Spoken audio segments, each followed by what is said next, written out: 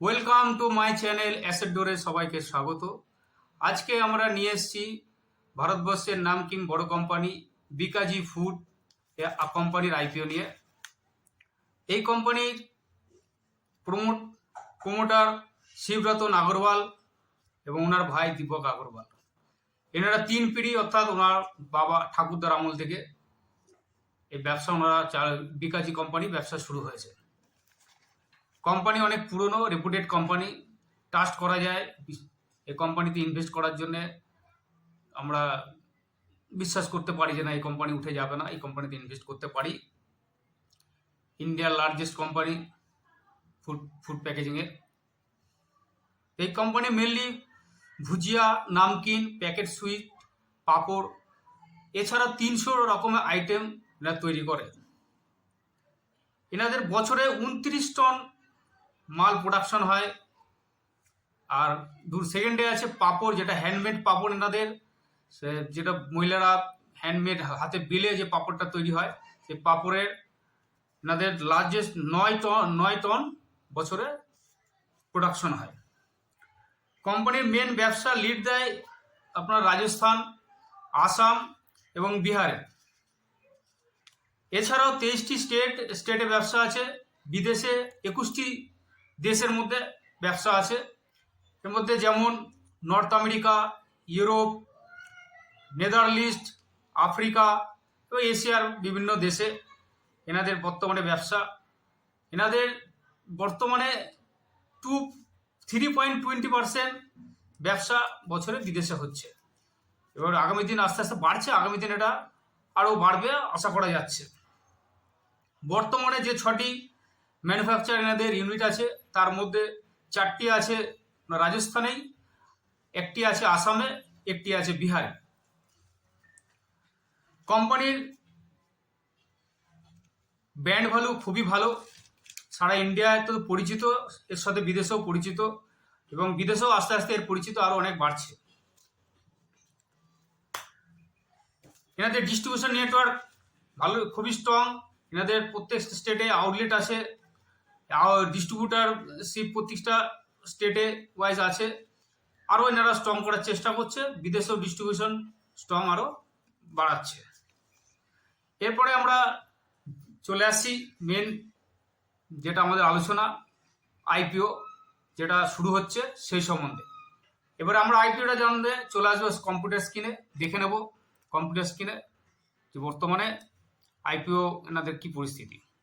আমরা এখন কম্পিউটার স্ক্রিনে Bikaji food international limited IPO. Bikaji সম্বন্ধে তো আপনাদেরকে এখন কিছুটা আমরা বলেছি, এখানে তার ডিটেলসটা আছে, তো এটা আমরা তো কিছুটা বললামই আপনাকে। এবারে চলে আসবো কোম্পানির অ্যাসেট ভ্যালু। কোম্পানির 31শে মার্চ 2019 টোটাল অ্যাসেট দেখা যাচ্ছে 630.9। 31শে মার্চ 2020 676.64। 31শে মার্চ 2021 817.15। 30শে জুন 2021 871.76 এবং 31শে মার্চ 2022 কোয়ার্টারলি এটা কত 1102.13 এবং 30 জুন 2002 1146.28। তাহলে এদের অ্যাসেট ভ্যালু ইএমইউ এদের বাড়ছে, দিন দিন গ্রোথ করছে কোম্পানি। তাহলে ভরসা করা যায় না কোম্পানি আগামী দিন আরও বাড়বে এবং আমরা রিটার্ন এর থেকে বেশি পাবো।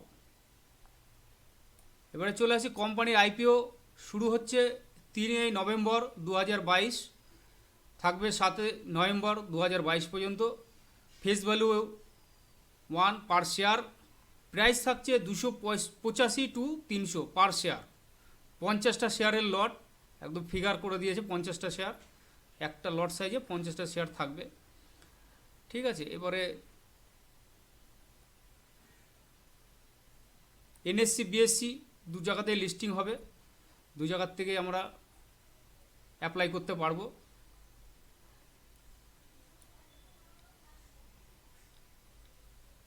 আজ কোম্পানির 3 তারিখ থেকে 7 তারিখ পর্যন্ত অ্যাপ্লাই থাকছে।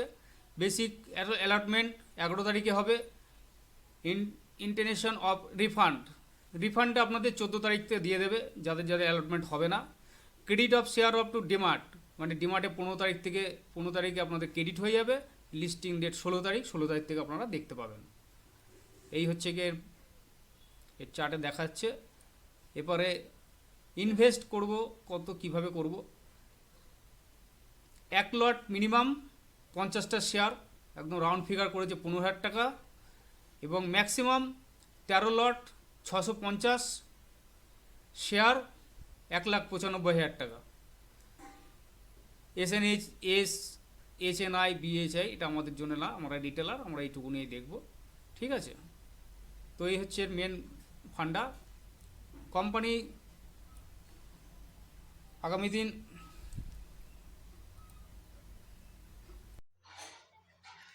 তাহলে কোম্পানির ডাটা আমরা কম্পিউটারে আমরা দেখে নিলাম। কোম্পানির ডাটা খুবই স্ট্রং আছে আমরা, এবং পুরনো কোম্পানি 3 পিঢ়ি মানে ঠাকুরদার আমল থেকে ব্যবসা করে আসছে। কোম্পানি রেপুটেড কোম্পানি, এর ব্র্যান্ড ভ্যালু আছে।